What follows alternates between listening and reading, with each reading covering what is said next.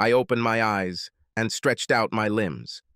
For some reason, I felt more refreshed than I had in years. A good night's sleep can do wonders for your body. I heard a noise coming from the main bathroom and turned my head to the left to find out its source. An attractive woman quickly shuffled in front of me before stepping into the shower. I was delighted with her beautifully rounded ass and very large, but relatively firm, breasts. She was one of the sexiest women. A couple of questions immediately came to my mind. Who the hell is she? Why is she in my bathroom? The strange woman looked similar to my wife Bonnie, but the differences became obvious as soon as I looked at her butt and breasts. My wife's butt is wider and her breasts are smaller and much less impressive in every way that could possibly matter. I remained lying in bed, pondering my situation. I was clearly in my own bedroom and in my own bed. Photos on the wall and a pine tree with a red birdhouse outside the window indicated my whereabouts. This was supposed to be my room, and I was pretty sure it was me. Then who was she? I tried to remember last night and found that I didn't remember it. I remember getting up, eating Cheerios, and reading the morning paper. Try as I might, I couldn't remember anything after that. How could I be sure that it was yesterday? When I got out of bed and pulled on my shorts, I had a very unpleasant feeling. As beautiful as a naked woman seemed in my shower, I just had to find out what day it was and try to determine what the hell was going on. I hurried to my home office and turned on my computer. Today, as I suspected, was the 10th of March. Only one day has disappeared from my memory, Friday. Just one day, but judging by the strange woman showering in my bathroom, some pretty important things were about to happen. Pondering the situation, I wandered into the kitchen. As I reached into the closet for the Cheerios, I heard a noise behind me, turned around and saw what my mind refused to accept. A plump, green-haired teenage girl with facial piercings sat at the kitchen table. What the hell happened yesterday? The child didn't even look up from his smartphone in his left hand. Her lack of interest allowed me to hide my surprise and regain my composure. Maybe this is my daughter's friend? It just seemed unlikely to me that my daughter Kate would ever become friends with such a weirdo. But I couldn't think of any other possible explanation for the presence of a child at my table, unless the circus came to town. "So, you're Kate's friend?" I asked carefully. The thumbs stopped pressing the keys on the phone, and the green hair slowly rose, revealing a girl with a pleasant face. She did bear some resemblance to Kate. "No, Dad. I hate this bitch. What a stupid question. Are you hungover, or drunk, or something else? I would never make friends with myself. I don't have enough social skills to maintain friendship even with myself," she added sarcastically. I turned to grab a bowl from another cabinet, trying to hide the shock I had just experienced. This little freak is claiming to be my daughter Kate? How could she think that I would believe her? Was it a joke? Or have I entered the Twilight Zone? I looked around for the damn sign and couldn't find one. No, this wasn't the Twilight Zone or even the Outer Limits. However, everything was weird as hell. The girl went back to texting, so I didn't need to explain why I asked what she so clearly thought was a stupid question. My daughter was an excellent student and quite popular at school. She was strong, athletic, and pretty as a doll. One missed day could not possibly explain her transformation into this female version of Bozo, the ill-mannered subject. I got very comfortable in life using my brain and deductive skills, and decided to handle this strange situation as one of my business transactions. I tried to say as little as possible and learn as much as possible before stepping into any minefield. Then I heard a loud burp and turned around in surprise again. Standing in the kitchen doorway was what can only be described as a big, fat kid. He was probably about 5 centimeters shorter than me and a couple of years older than the green-haired clown sitting at the table. He was wearing an oversized t-shirt that reached almost to his knees with short sleeves, but since it was at least a size 3XL, the sleeves covered his elbows. His hair was cropped, and his man's breasts seemed to rival the breasts of the woman in my soul. What the hell is going on? I watched in amazement as he walked to the refrigerator, pulled out half of the 2-layer cake, and carried it to the table. Then he sat down and started eating it. He didn't even cut a slice, but immediately started eating the whole damn cake. I must have been staring at him because he looked at me while sticking a forkful of frosting into his mouth. "Why are you looking like that, Dad?" "Did you want this cake?" asked this elephant as soon as he managed to swallow a large piece of icing. I slowly shook my head and ran out of the kitchen. My son Jim was a physically strong child. He was a member of the school's weightlifting team and planned to sign up for the football team in the fall. The guy in my kitchen was a fat ass. The only similarity between them was the color of their hair and eyes. Then a thought came to me. These two claim to be my offspring. Then where are my real children? I hurried upstairs to look into their bedrooms. As I partly expected, the rooms were empty. At least they were free of traces of human life, but they were filled with electronics. I was amazed at the various laptops, gaming consoles, iPads, plasma TVs, and some things I couldn't even identify. Both children's rooms contained more crap than Best Buy. When I left Jim's room in complete confusion, I almost stumbled upon the naked woman who had been in my bathroom earlier. She was now wearing shorts and a nice blouse, and she looked damn hot. I stopped in my tracks and waited for what she would say. "Good morning, dear. You slept late today? Usually by this time you are already outside, mowing the 200-acre lawn that you previously called a lawn. Are you all right?" she asked while I stood there with my mouth open. "Yes, I feel good." "I'll go mow the lawn right now," I promised, directly to her chest. I looked up and saw a smile on her lips as she walked past me and down the stairs. Mowing the lawn is a great time for reflection. You can finish the entire yard without having to concentrate on your actions. Hell, most guys can mow their lawns while they're asleep. Walking around the backyard, I thought about the situation. For some reason, I was sure that the missing day and the strange events of the morning were connected. But how? Some time later, I was mowing the grass outside the garage when I suddenly had a flashback to the previous day. I focused on this, and gradually, the memory began to return. During the rest of the morning, I vaguely remembered how I managed to end up in my current circumstances. I realized that some pieces were still missing, but I remembered enough to put most of the puzzle together. We, my family and I, agreed to participate in a reality show. It was similar to where wives switch families, but with some key differences. Obviously, one of the biggest differences was that, here, fathers changed families. When I tried to remember how the show went, I wondered how I agreed to all this. There wasn't a single camera operator here. But somehow, everything has to be recorded and later edited. We all had to live as usual. All members of these two families were subjected to some type of hypnosis, in combination with some new but supposedly harmless drug. This will make us all believe that we are actually a real family. Of course, this presented some interesting possibilities. I'd have to sleep with another guy's wife and he'd sleep with mine, but it wouldn't feel anything new or exciting. We must have been programmed to think that we have been married for many years. I thought about how this would limit the amount of sex and the pleasure we get from it. I struggled to believe that my wife, Bonnie, would ever agree to participate in this kind of dubious broadcast, or that I would agree for that matter. Apparently, the drug did not have as strong an effect on me as it should have. I could remember a fair amount, but I still had huge gaps in my memory of the previous day, as well as what I was supposed to do in this new reality that was now my life. Was it a competition? Should I have tried to win somehow? Then I remembered there was no time limit, and how long could this go on? They said it could be days, weeks, or even longer.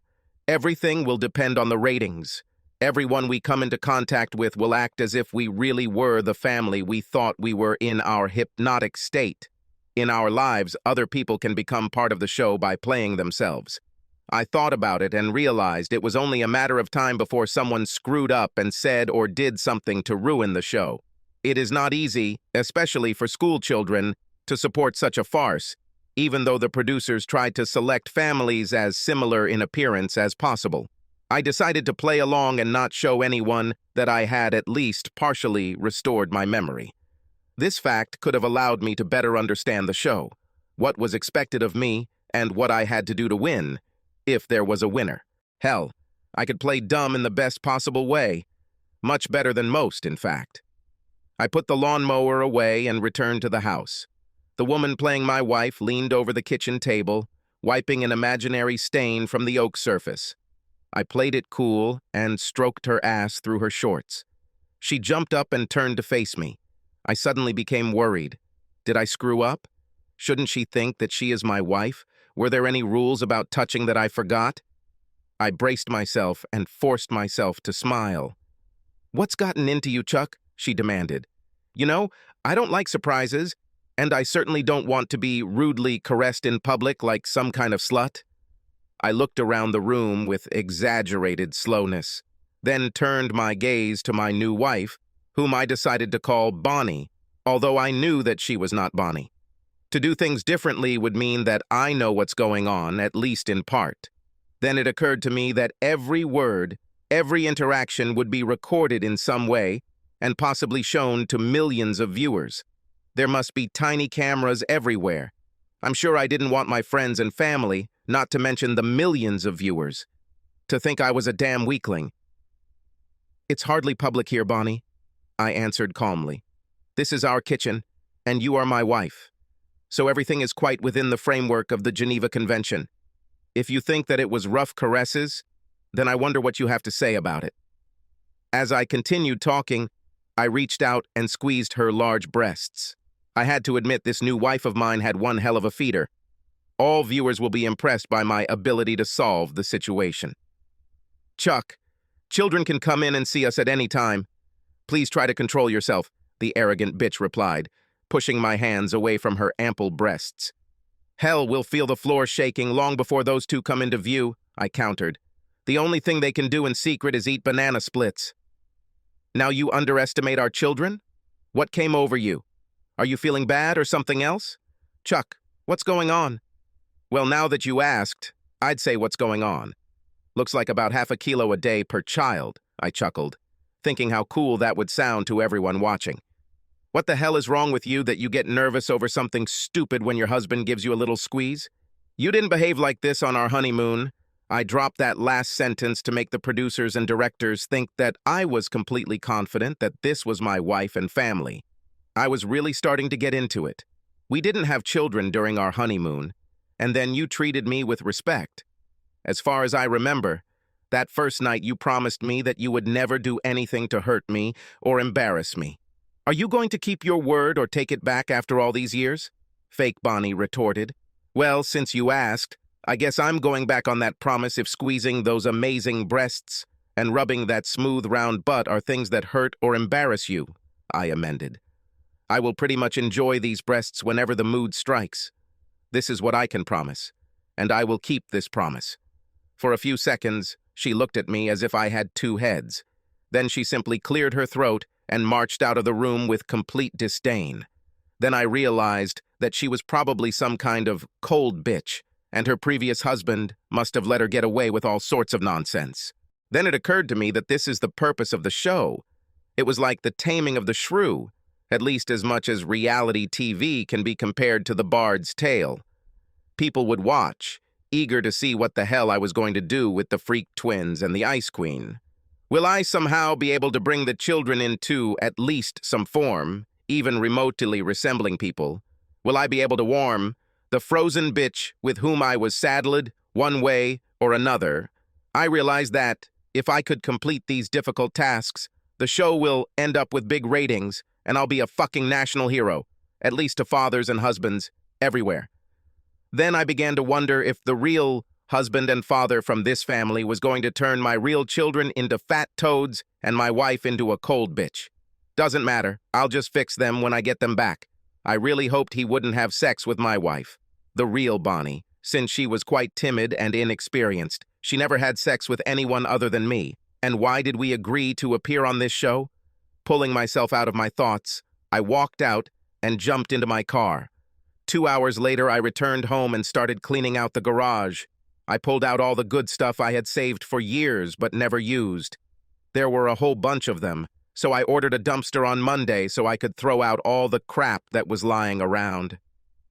As soon as I finished sweeping the garage and remembered my new wife, fake Bonnie, PB, came out and announced that dinner was ready.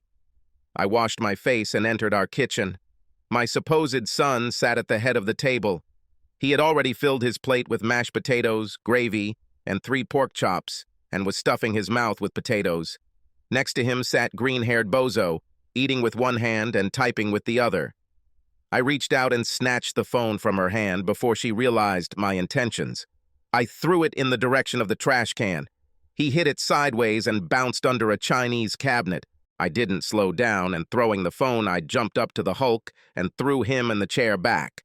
I felt sick when his head bounced off the floor and the chair broke into small pieces. For a fat kid, he moved pretty fast. He jumped up, his face flushed as he shook his head to clear it.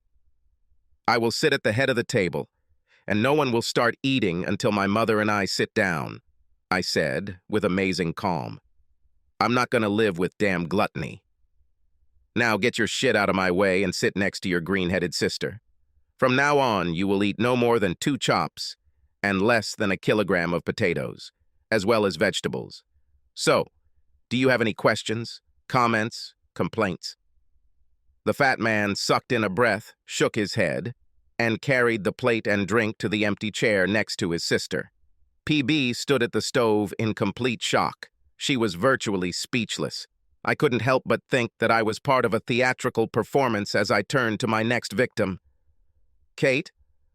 I began to feel awkward calling this creature after my beautiful daughter. Never bring your phone to the table again.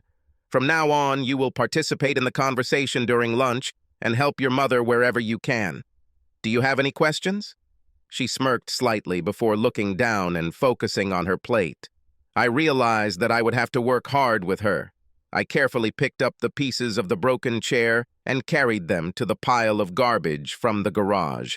When I returned to the kitchen, the Green Hornet baby and the Vanilla Marshmallow baby were sitting quietly, waiting for me to take my seat. I carried the extra chair to my seat and set it down. Then he moved towards Bonnie's chair and pushed it aside, inviting her to sit down.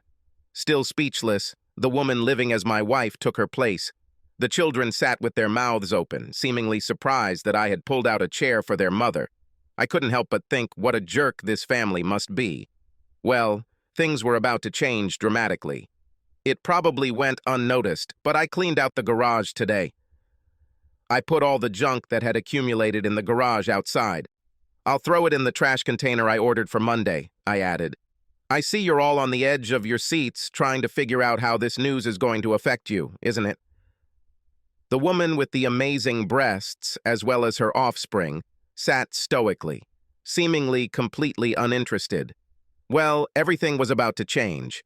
Millions of people will be watching how I handle the situation. I knew that if I did well, I would see my picture on the cover of the tabloids at the local supermarket on Sunday afternoon.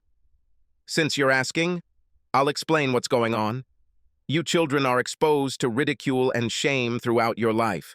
Simply put, you look like hell. If I took you to the beach, you'd be stabbed with 6 harpoons before you could even turn around. I imagined, with some humor, how my TV fans would love me for that. This is unacceptable for me, as well as for you. Now I have their attention. PB's face turned red and she became angry. Jim's grace vanished and he blushed deeply. Kate turned a deeper shade of green, but kept her eyes on her plate. Starting Monday, we will have healthy eating. I contacted a nutritionist and she developed a menu for the next 30 days. Your mother will follow it when preparing dinner, I emphasized, looking into PB's angry eyes. You two will run with me every day after school, and then we will train in the garage on the machine I ordered today. In a few months, you kids will thank me. I believe my belly and breasts will change too, so I will benefit too. It will be fun. My statement was met with dead silence. This bothered me for a few seconds until I realized how cool it would all look on my home screen. These beach balls will get me in shape if they don't kill me. That evening, as I was getting ready for bed, I kept an eye on PB. She casually stripped down to her panties, put on her pajamas, and slid into bed. It was obvious that she believed that I was her husband, since there was no hesitation.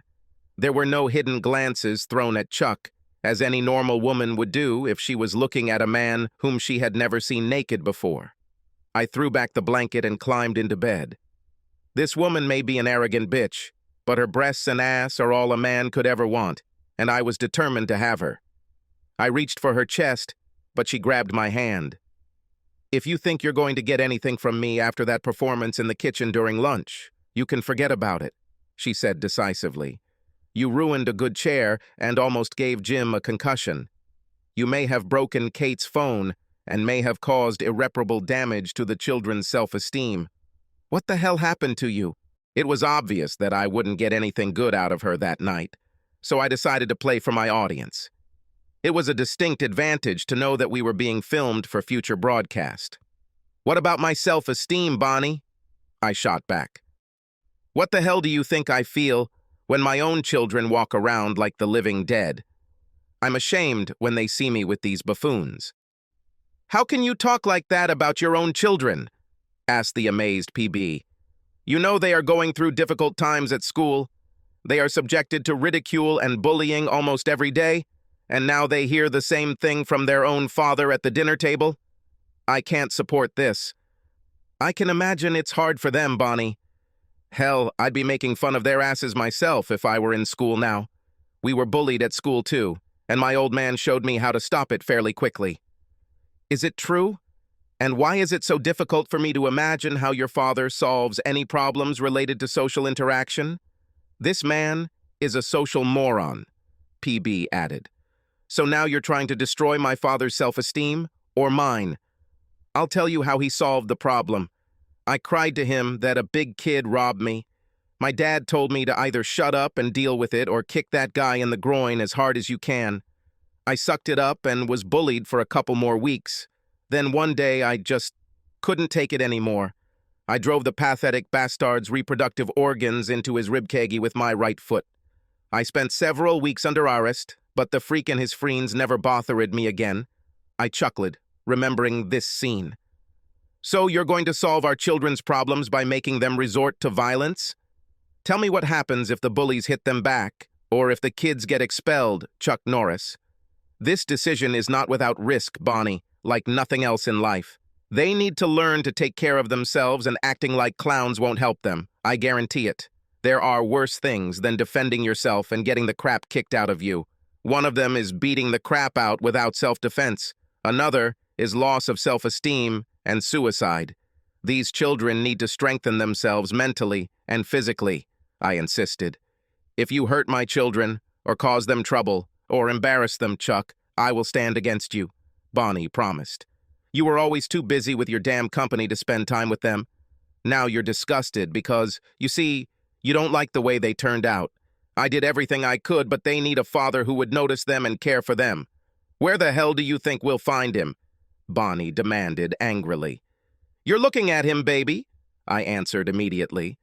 "You know that I received an offer to buy out our company, and I'm seriously thinking about it. If the lawyers and accountants can do something that won't choke us with taxes, it will all be over within a week. That's why I told the kids I would work with them to get them in shape." "Yes? Well, the road to hell is paved with good intentions, Chuck. You better not harm the children mentally, socially, or physically," Bonnie warned. Monday morning found me surfing the internet after the kids had gone to school and Bonnie had gone to work. I briefly considered following my supposed wife to see if she was allowed to teach my real wife's 3rd grade. I was interested in the question of how they were going to solve this. But then I dismissed the thought. I reminded myself that I should appear to have forgotten about the change in my family. If I started checking where my new wife was really going, it would bring unwanted attention to me. Our high school was quite progressive and gave us the opportunity to sign up online for information about what our kids were doing. We chose this option, so I went to the school website and entered our password. What I found was damn disappointing. Kate and Jim were slackers, to put it mildly. Their grades were barely passing, and their teachers' comments were quite disapproving. Typically, the prevailing view was that children could achieve more if only they worked themselves. I also thought about how the show's producers managed to put everything online, and how 2 kids from someone else's family could be included in my kids' school records photos and all. I wondered how much it must cost to do a switch like this, and so thoroughly. These guys were good. I spent the rest of the morning cleaning the house. My home exercise machine arrived early in the afternoon, and I spent a couple of hours putting it together in the garage. I was ready when the kids got off the school bus. Children, change into something comfortable, and we'll hit the road right away, I urged with all the enthusiasm I could muster. We'll run a few miles and then pump some iron on this cool weight machine. Then we'll study a little. You'll like it. Jim was confused, and Kate immediately became angry. As I watched her simmer, I realized she had a few bad days ahead of her. I need to call Marcy. Then I have to post something on Facebook before my favorite show starts. So you guys continue without me. Cultivate the father-son bond. Besides, I'm not as fat as Jim. The little shrew grinned. I reached over and pulled the phone out of her hand and put it in my pocket. Then he extended his hand to Jim, and he put his cell phone in it. I put it in my pocket next to his sister's cell phone. There's a new sheriff in town, kids. He's a pathetic bastard, and he's pretty determined. Go and change your clothes. I'll be waiting here. Less than 2 minutes later, both kids came rushing back to find me in the garage, looking crazier than wet chickens. What happened to all my things, Dad? Kate demanded. My TV disappeared along with my console, laptop, iPad, nothing, Kate shouted. Now I won't be able to study or do homework. My room looks empty, Dad, Jim complained. What happened to all our things? Today I checked your grades online, guys, and they turned out to be pretty bad. Looks like all this rubbish didn't help your education much. Sitting around playing games probably didn't help your physical condition either. You don't have a birthright to every damn electronic device known to man. You need to earn it. The first step is to change clothes and go for a run with me. You'll get your stuff back when you earn it. Now let's get started quickly. The kids left, and Jim soon returned wearing sweatpants and a jacket. We waited another 5 minutes, but Kate did not return. I went to her room. The door was locked. Kate, open the door and come here. We're ready to start, I explained. Go to hell, Kate shouted through the door. This looks like a typical teenage rebellion, I announced loudly to myself and my television audience, raising my foot and slamming it into the door, throwing it open. Kate stood by her bed in stunned silence. She changed into some kind of workout uniform, and I was glad about that. I just took her hand and led her downstairs. I made the kids get into the car and started driving. Since we're just getting started and don't want our neighbors to see what pathetic losers we three are, we'll run along the skidder path through our wooded property next to your grandfather's house. This way, no one will see us, and we won't be too embarrassed, I reasoned. Jim nodded in gratitude, and Kate simply lowered her eyes. She was stubborn. When we got there, we easily ran less than 100 meters, and then were forced to walk. I took Kate's hand and pulled her along. I warned her that I would literally drag her along if she didn't start working to keep up. We walked as fast as we could through the remaining 3-mile loop through the forest, and we were all sweating profusely when we finally made it to the car. I drove home and managed to grab Katie's hand before she disappeared into the house. I took her to the garage, and Jim went there of his own accord. My sheeny new weight machine sat there, waiting for us to start getting stronger. I started training with the kids with easy reps and did everything with them myself. I promised Kate that if she worked with us for 20 minutes, I would let her go and take a shower. Then she can sit down to read books. Jim showed some interest in certain exercises and did some of them better than I thought. By the time we finished and went inside to clean up, my arms and chest were very tense. Why doesn't the TV work, Chuck? Bonnie asked after lunch was over. No channels turn on for me at all. I turned off the cable, Bonnie. You don't watch TV that often, and the kids watch too much. The TV in our bedroom is still on if you want to watch it. The kids are determined to improve their grades, and the TV show American Idol is not included in any college entrance exam I've ever heard of, I explained. Bonnie looked at the children sitting with their noses buried in their school books, and then back at me. She then picked up the novel, opened it to her page, and began to read. That night in bed, I slid next to fake Bonnie, reached under her top, and cupped her juicy breast. "I don't think so, Buster. You didn't tell me why Kate's door was broken, and why the kids were so quiet, and why they were studying, and what happened to all their electronics." I explained what happened that afternoon while Bonnie just shook her head in disbelief. "What the hell is going on with you, Chuck? You're not acting like the man I married. You are cruel and indifferent to the needs and feelings of children. You destroy the house, one chair or door at a time. Did the doctor prescribe you medication or something like that? Will you beat me until I have sex with you?" "Damn it, Bonnie. I never force myself on a woman if she convinces her that she doesn't want me. This certainly includes you. Have I ever touched you in anger?" I was curious what her answer would be. Who knows what that ass she was married to was capable of? Perhaps he was a weakling who beats women. "No, Chuck. You know you never came close to hurting me like that. It's just that your behavior has been strange lately, and that concerns me. But I won't tolerate hurting children either," she warned. I rolled over and closed my eyes, wondering how much of the bedroom scenes would be edited out. The next day, after we finished our run, PB met us in the garage with 3 shoe boxes in her hands. "Since you 3 are determined to improve your fitness, I thought you might like some good running shoes," she said, handing each of us a box. We all put them on the next day, and they actually felt a lot better on our feet. "When will you return my phone?" Kate asked a few days later on the way home from our run in the woods. She caught me off guard because she hadn't said a word to me since I kicked in her door. She offered no resistance to our new established order, although it was obvious that she did not want him or me. "Okay, Kate," I replied evenly. "What do you think was a reasonable purpose for restoring your telephone privileges?" "You know what I'm trying to do and why. What do you think?" I asked. "You want us to get better grades, lose some fat, and get stronger, and look more like kids you can be proud of," Kate suggested.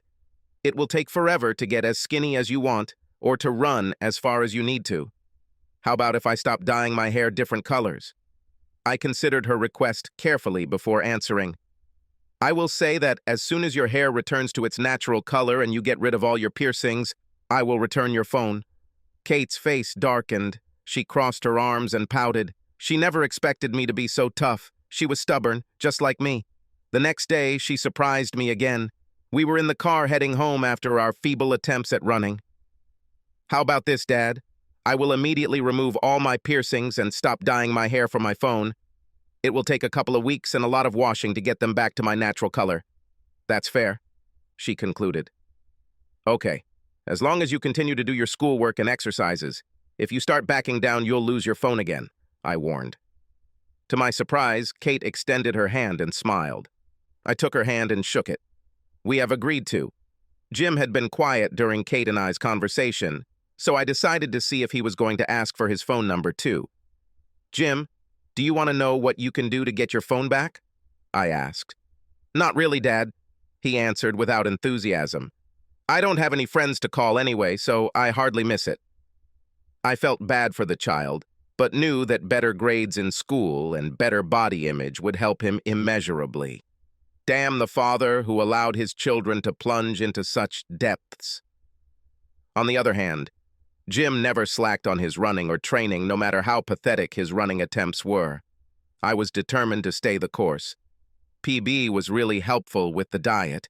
I was more than a little surprised at how she stuck to the plan while still being able to prepare a meal that was both delicious and nutritious. She was truly an excellent cook. She was also a very good mother. I couldn't help but notice how comfortable both Kate and Jim were with her. They discussed movies, friends, school, almost everything, really. Bonnie never preached, but continued to point them in the right direction. This family seemed pretty strong. The obvious weak link was the asshole father. I just hoped that my influence would be enough to lead the children on the right path. I was kicked out of the bedroom. I began to suspect that my so-called wife had also regained some of her memory because she wanted nothing to do with me. For the first week or so, I wasn't too worried as I felt a lot of muscle pain and fatigue from working with the kids. Afterwards, it started to irritate me. I have always had a very satisfying sex life with my real wife, and forced abstinence has never been part of my lifestyle. Finally, one night it occurred to me. I tried to caress PB in bed, and she again rejected my advances. I lost my cool. "What the hell is bothering you, Bonnie? You're acting like a cold bitch. Are you stupid, Chuck?" She was indignant. "I tried for years to get my kids to eat right, and you kept bringing home candy, soda, chips, desserts, fast food, and tons of ice cream." Finally, I gave up. And suddenly, last week at dinner, you announced that you had spoken to a nutritionist and that there was a menu that you wanted me to follow, as if it were my fault that the food I cooked for you at the time was too much. Too many calories and not enough iron, protein, good carbs, and all that crap. You let yourself go and encouraged your kids to be couch potatoes by giving them all these damn electronic gadgets because you're a software genius and you wanted kids to be exposed to that shit at an early age. So now I have 2 fat children and a ball of lard as a husband, who, by the way, shifts all the blame for this onto me. Do you think this might have something to do with why I'm not encouraging you in bed right now, Chuck?" She finished with sarcasm. Wow, I had no idea how much she despised her husband. The guy was a real asshole, if anything PB told me was even remotely true. He was the reason kids got fat, and apparently he was pretty pathetic. I realized that I need to do my job faster. I also realized that she had no idea that I was not her husband. She blamed all his nonsense on my head. It was also clear that the guy's sex life had been in the toilet for some time. PB has largely given up on love and romantic feelings. She felt empty and lonely, abandoned by her fat, stupid, workaholic husband. "Okay, Bonnie," I said softly before deciding to play to the crowd. "I can see that you're a little on edge, so don't worry about giving me pleasure for a few days. I can wait until you feel better about all this." "Asshole," that was all she said, rolling away from me and closing her eyes. I thought I'd give PB a few days to come to his senses before I tried my luck again.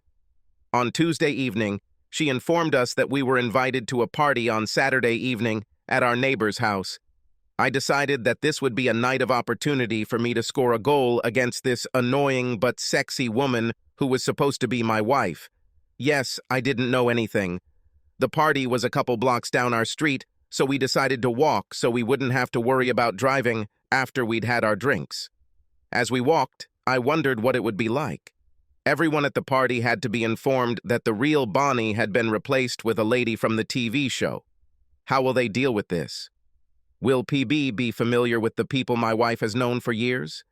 How can this knowledge be programmed in a person? Did she have a folder with all the photos and stories of our friends and neighbors? I began to understand the extent to which the producers went to create a seemingly real reality for the show.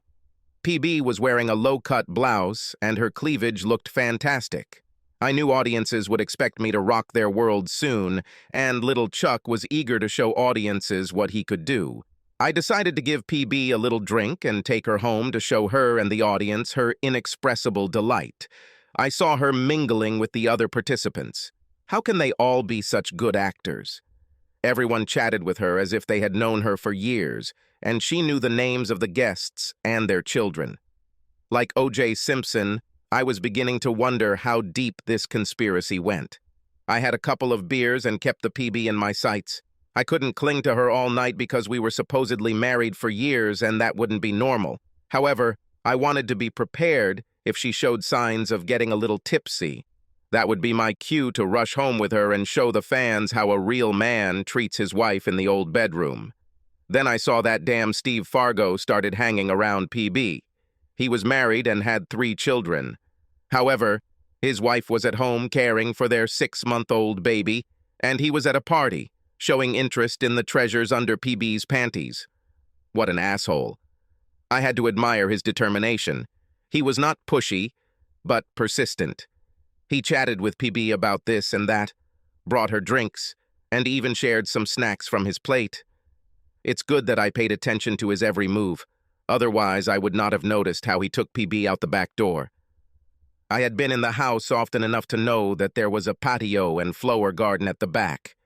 It was a pretty good place for romance if the couple were so inclined.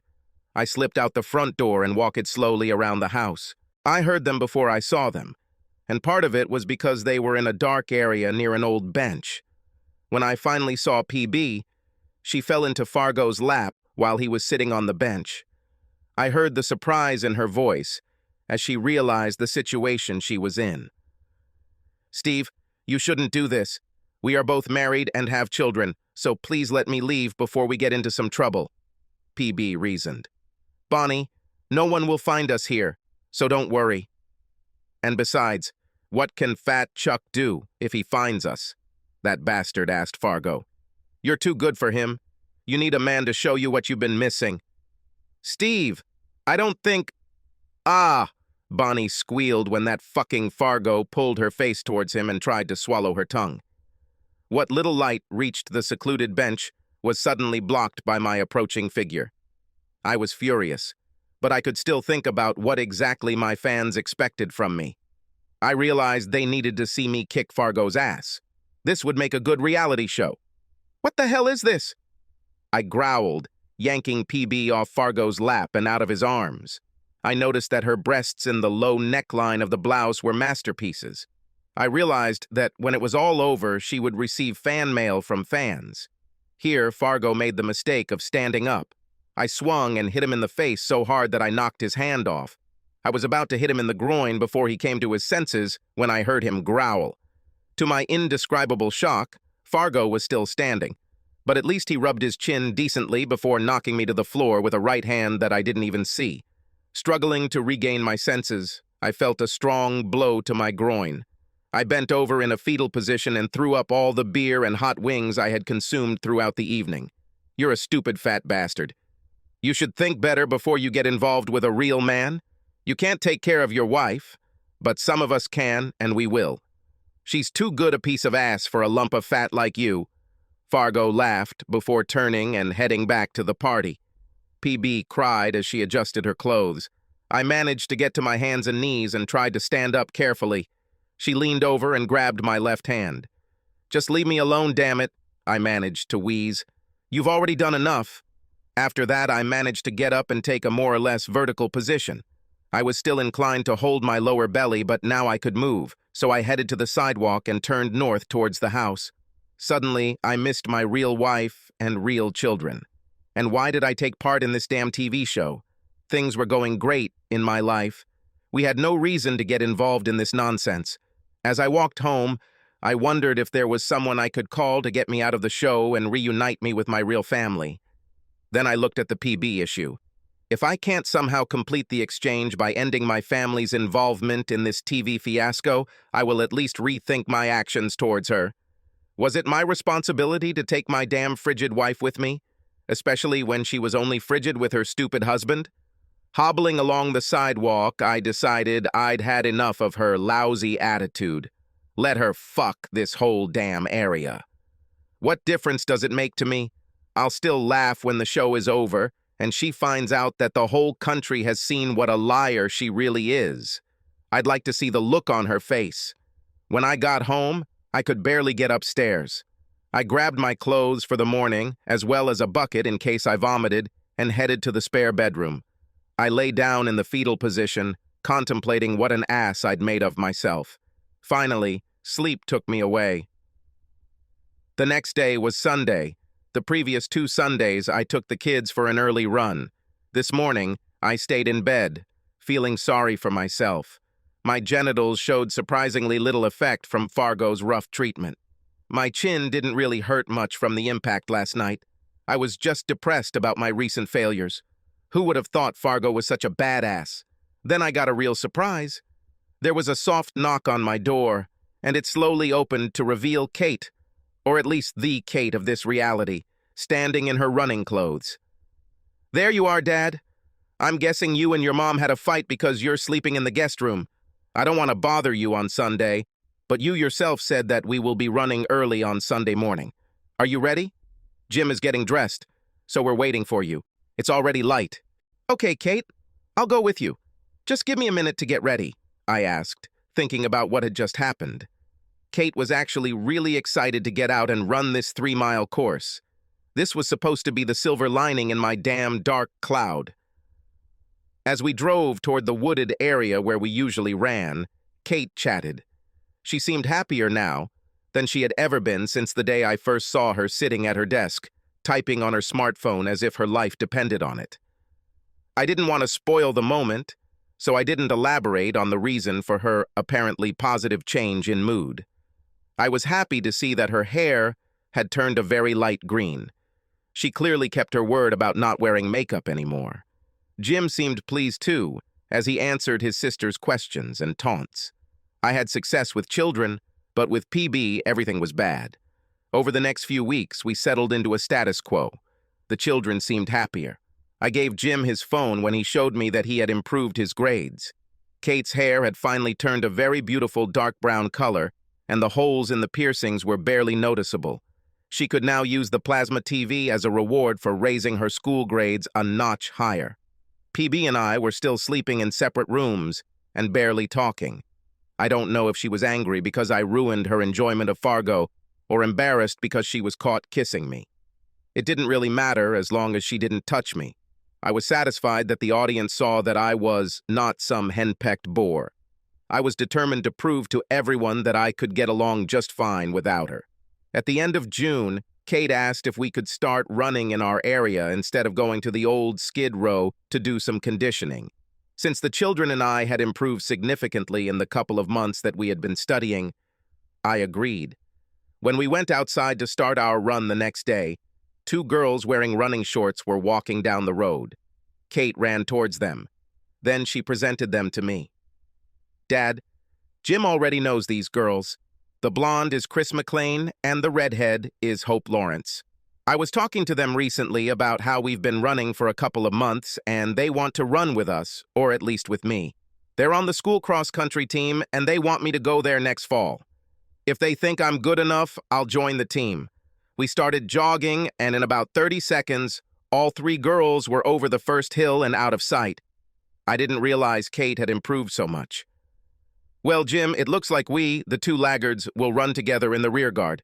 We'll never keep up with them, I chuckled. What do you mean by we, paleface?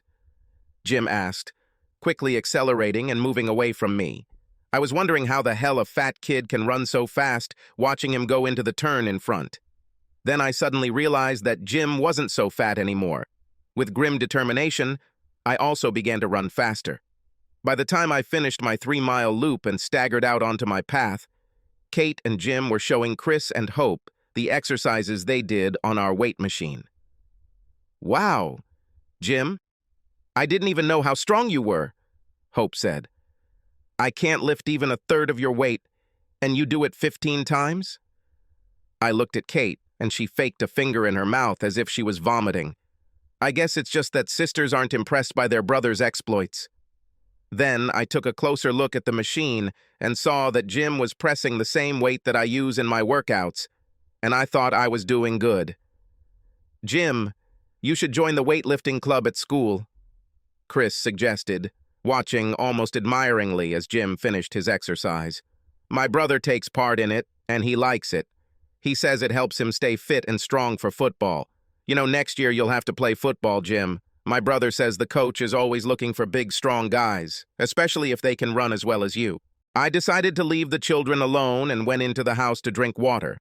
I realized that there was nothing I could say or do that would help Jim's self-esteem any more than these 2 teenage girls casting covetous glances at his muscles. As I finished my glass, the phone rang. It was Marge Sampson, and she invited Bonnie and I to a house party the following weekend. I couldn't think of a good reason for refusing, so I hesitantly agreed. I've rethought my reaction to the Fargo fiasco.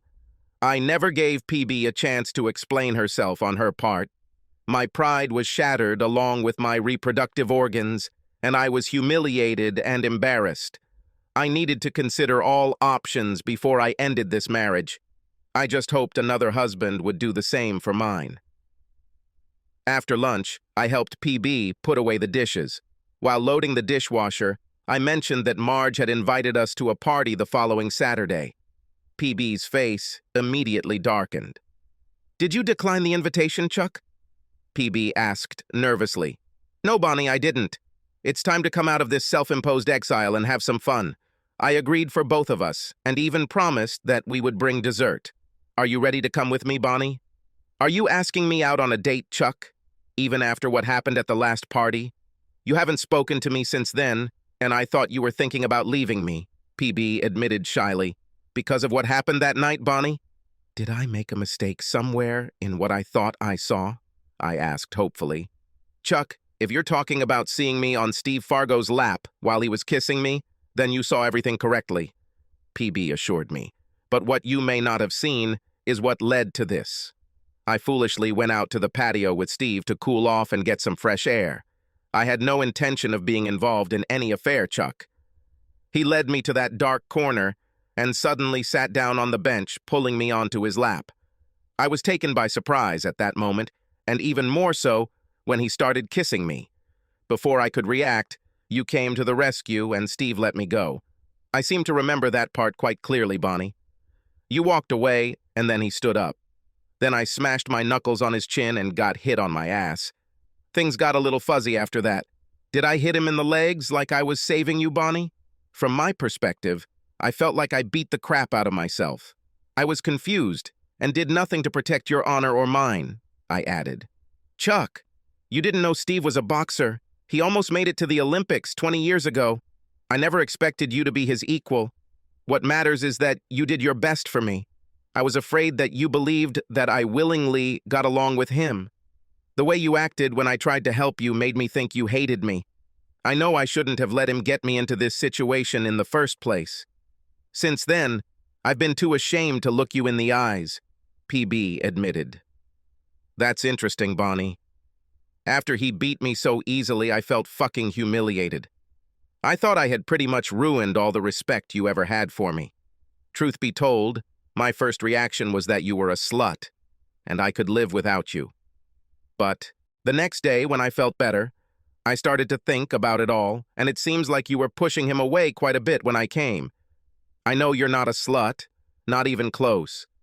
But the fact remains that I failed to adequately protect my wife and reacted poorly to her attempts to help me after I was hurt. I decided to just hide in the guest room rather than expose myself to further embarrassment. I was a useless fat piece of shit. I know I'm not Charles Atlas, Bonnie. I'm trying to lose fat and get stronger so you can be proud of me. You always look so damn beautiful and sexy that I'm afraid you're out of my league. You can do better than a fat ass who can't even defend your honor or his own. Do you think I'm sexy and beautiful, Chuck? You haven't told me about this for years. And I didn't fall in love with the muscles. I fell in love with a smart, gentle, loving, hard-working man, PB answered. What's his name? I asked quickly. I'll hire someone to beat him up.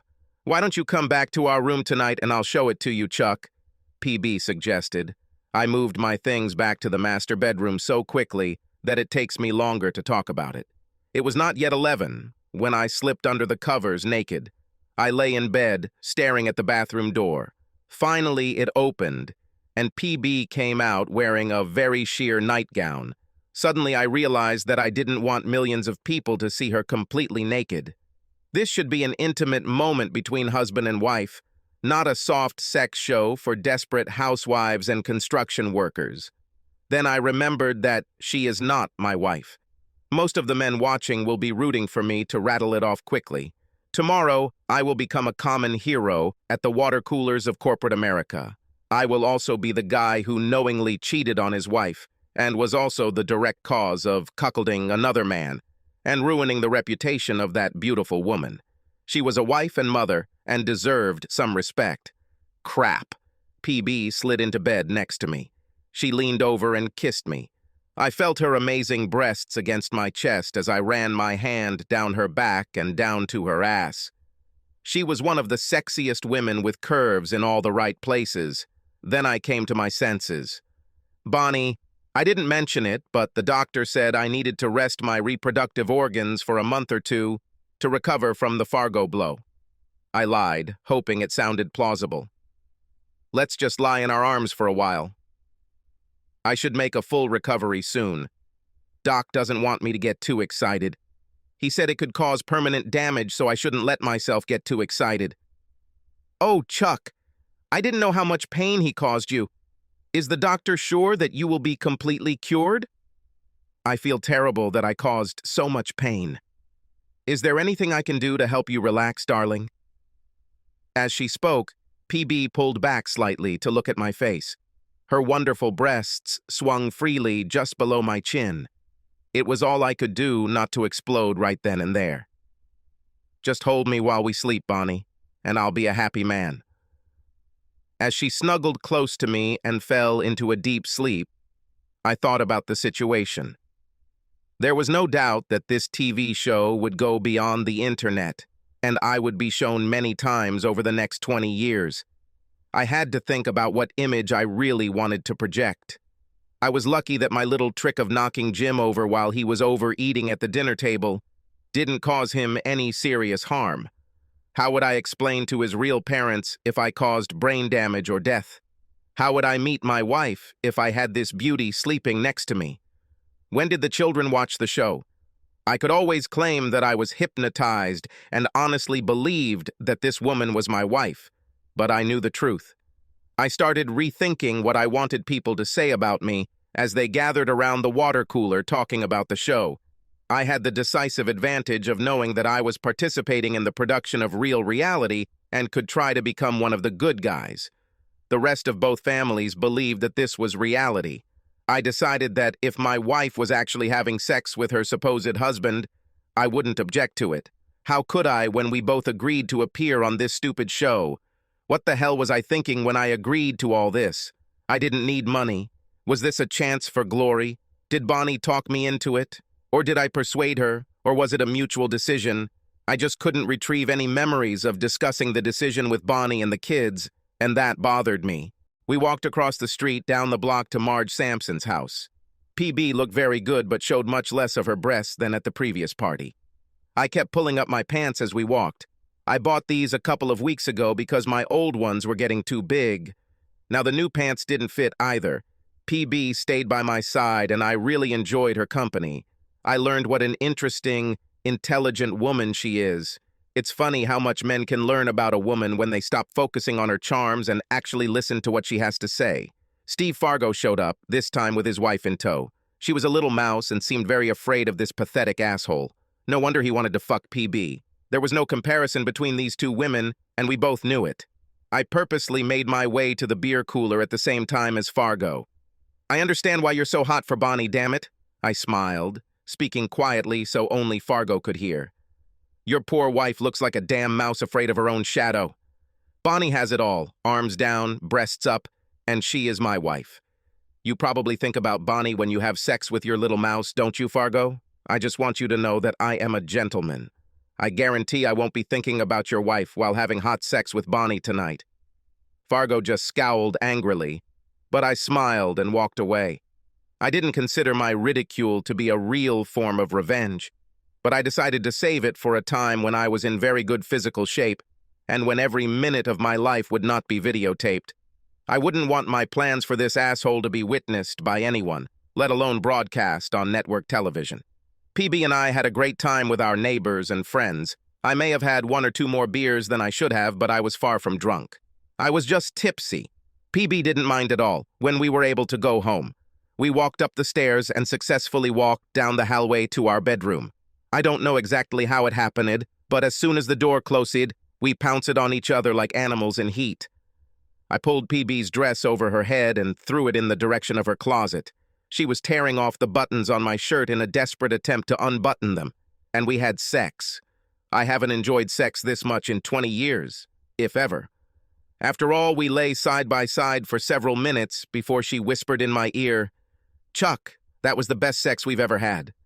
Where is my husband and what have you done with him? You were fantastic and I want so much more of what you just gave me, ladies' man." I suddenly realized that I had done exactly what I had decided not to do. I had sex with another guy's wife. Everyone will know about it. Hell, a lot of guys are probably recording this so they can watch it over and over again. I knew I would have done it if it had been anyone else. What should I tell my wife? Were my last thoughts as I fell into a deep sleep. The next morning, I woke up feeling physically great, but emotionally, I felt bad from making love to another man's wife, especially after I had done such a wonderful job with her. How the hell will he ever measure up to the sexy machine now known as Chuck? Then I felt more than a twinge of jealousy when I imagined PB sleeping with another man, even if it was her husband. This very realization upset me more than I wanted to admit. I took my emotions into account, and it was very obvious that I had strong feelings for the sexy woman lying next to me. It made me feel guilty when I thought about my real wife. I could barely remember what she looked like. I got out of bed and used the bathroom. Then he went down to get his bowl of Cheerios. When I reached into the closet, a joyful voice sounded from the table. "Good morning, Dad. Leave at least some energy for our run. Looks like you and your mom had a marathon last night." Kate laughed. "Kate!" My real daughter was sitting at the table. Her hair was pulled back into a ponytail. She was wearing running shorts and a sports bra. Her stomach looked firm and toned, and her legs were long and athletic. "My beautiful Kate is back." "Why do you look at your sister like that, Dad?" demanded a voice from the kitchen doorway. I turned in that direction and saw my son, Jim, standing there. He held his shirt in his hand. His chest and abs showed muscle and definition, with a slight hint of waist. His easy smile and deep blue eyes reminded me of his mother. He looked like a very healthy child. Then I thought about my wife. Is she back too? With some trepidation, I returned upstairs to our bedroom. Carefully, I pulled the sheet off the sleeping figure. I admired the beauty of the woman sleeping in my bed. Her breasts were a work of art, and her legs were long and slender. Her face was beautiful. But she was not my wife. I left the bedroom and headed to my home office. I suddenly realized that I had to call Dr. Roberts. He will fix everything. I opened my file cabinet under his name and saw a DVD in it. I pulled it out and inserted it into my computer. What was it, and who put it there? Suddenly, the monitor lit up and Dr. Roberts appeared on the screen. If you're watching this DVD, Chuck, it means one of three things happened. First option, 6 months have passed and you have not found a solution. The second option is that everything in your life has become what we in the field of psychiatry call a big pile of dog shit. And finally, number 3, you have conquered your demons. Look who's sitting next to me, Chuck, the good doctor continued as the camera pulled back and panned to the right to reveal the fat guy. The guy was actually me sitting next to Dr. Roberts. This video is being filmed on Friday, March 9th. You have agreed to allow me to use an experimental hypnosis technique on you in the hopes of helping you rise from the depths of despair and depression. If you feel like you are not coping right now, please call my emergency number immediately. If you feel like you're doing well, sit back, watch and listen. You've been my patient for over a year. You were depressed and you didn't even know why. When I asked about your family, you told me that your children were doing great, that your wife had become unfashionable and unsophisticated, but that you were both very much in love and your sex life was great. However, under hypnosis, you told a completely different story. Your children are out of control. They became fat and lazy. They spend all day playing with their electronic toys and eating junk food, and you actually encouraged it. You were ashamed of the way they looked and acted, and you also denied your role in all of this.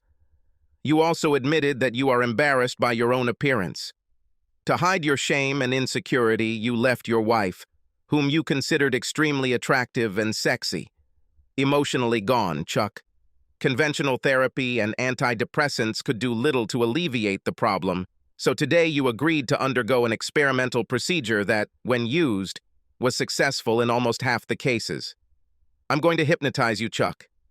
This, combined with the medicine used to treat arthritis, will allow your mind to enter almost any reality I choose for you. You had a choice. Sometimes the psychiatrist will tell the patient that he has entered an alternate dimension. Sometimes we tell him that he has moved forward in time. The option you chose is that you are supposedly on a reality show where you believe that you have switched places with another husband. In this scenario, you won't have to go into denial anymore. This option will allow you to see your family for who they really are, and also encourage you to take steps to correct that reality. Since reality is so different from your perception, you most likely will not believe that this is really your family. All technical aspects of this scenario will be created in your own mind. You will define the rules and goals of the show and how it should work. It would be too difficult for me to try to cover this. especially when all you have to do is give you a suggestion and your imagination will do the rest. I turned around and saw Bonnie and the kids looking at me. The blank expressions on their faces showed that they were not getting into the situation. "Are you okay, Dad?" "You're acting strange today," Kate said. "Is there bad news on the computer?" "I owe you all an apology," I began. "I haven't been a good father or husband for the last few years. I was obsessed with being a big success for my software company and lost all sense of what was really important in my life. The last few months have been really strange for me, and I know I've put you all through a lot. The only excuse is that I wasn't really myself, and I mean that literally. Does this mean you won't run with us anymore, Dad? Won't you come cheer for me in cross-country so the other kids can see what a great dad I have?" Kate doubted. "Yes, Dad. What about lifting weights? I was reaching out with all my might for a place where I could kick your ass. Now you're going back to the old father who didn't really care what I did?" asked Jim. "Aren't you going to come to my football games this fall?" "The guys think I'll start at linebacker since Ted Gillow and Tracy Reynolds graduated last year. Does this mean I will lose my amazing lover and my new best friend Chuck? Does this mean I'll go back to being a sexually frustrated elementary school teacher?" Bonnie suggested with a smile. "I don't think I can refuse what I discovered last night." "Mother, there's too much information here. But it's good that you feel that way because some of my friends ask me about Dad. They think he's pretty hot. Hell, they think Jim is hot these days, too," Kate argued. "It's funny because the guys at the weightlifting club keep asking me about my sister and telling me how lucky my dad is to have such a hot wife." "It's actually quite awkward for me," Jim admitted. "Wow, Chuck, look what you did to this family," Bonnie laughed. "And now you're apologizing for it?" Kate and Jim both look great and have a lot of new friends and apparently more than a few fans. I have a sexy husband that I have to keep a close eye on, lest some nymphomaniac tries to steal him from me. And you have a wife who turns a few heads but completely adores you. What exactly are you apologizing for, and what do you propose to do about it?"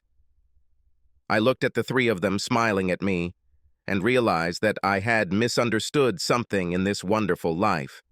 Depression will no longer be my companion. "Since we're speaking frankly here, I think I'll take you upstairs now, Bonnie, and show you why you never have to look at another man of any age. And then I'll kick Kate's ass at 3 miles and destroy Jim in a training program that will force him to admit that I'm still the boss and he's just a grasshopper." I grinned. "Dad, all this sounds good, but I suggest you first go for a run with us. Secondly, carry weights and take care of Mom last. It's not like she's going to let you out before lunch, and you know you won't be worth shit after she's done with you."